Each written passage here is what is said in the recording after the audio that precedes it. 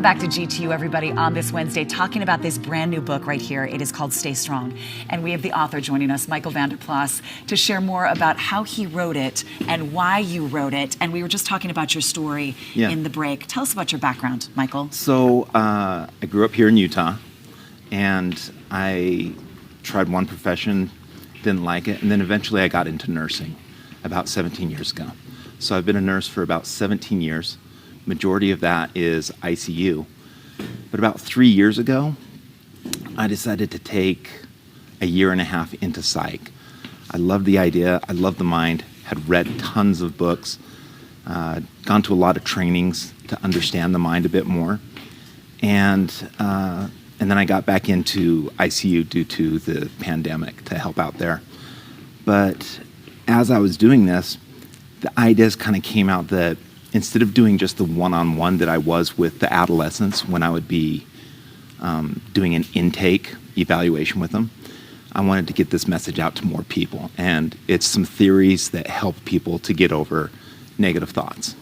And this is a mix of your own experience, suffering from depression, from suicidal ideation at times in your own life, and also the stories that you were seeing firsthand working in the hospital. Yeah, exactly that. I couldn't have said it better myself. Thanks, Dina. So with myself, there's been 2 eras in my life where I've had suicidal ideations, gone to a psychologist. And one of those times, I was unknowingly so close to committing suicide that it was through that first meeting with that psychologist that I wasn't sure if I was going to make it another day.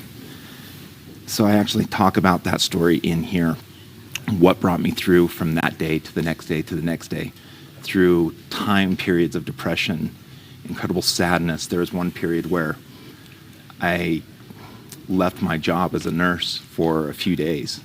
And for 11 days, I just was in bed. And after 11 days, finally got the courage to take a shower. So it's gone from complete depression to amazingly beautiful moments in my life with a lot of success and a whole bunch of different things. Michael, you are not alone. Utah's one of the 5 states in the suicide belt. That means the highest per capita suicide rate. And late spring and early summer, the months with the highest suicide rates. And we think winter. Yeah, we always think winter, and that makes sense because it's dark, it's gloomy. The holiday season, when people aren't around family, they sometimes think that that's going to be the roughest time. However, as T.S. Eliot once wrote, he said, April is the cruelest month. And that's pretty much true, because some research has shown that due to late spring, early summer, possibly due to temperatures, to humidity, to people being more active, that physiologically that's part of the reason why people think of suicide more. And that one of the other things is sometimes people are coming out of that dark winter and they're seeing the bright future ahead of the spring. And if that doesn't come to fruition, then the depression sets in a little bit more. So this is a critical time to kind of pay attention to people, see some of the actions that they're putting forth to see if you can help have an influence in their life in some way. Well, thank you so much for being so open about your own experience through the years and through helping others. What was the moment for you where you said, I need to share this and put it in a book? It was about last August. I was listening to a man that I honor and respect quite a bit, a psychologist named Jordan B. Peterson, best-selling author.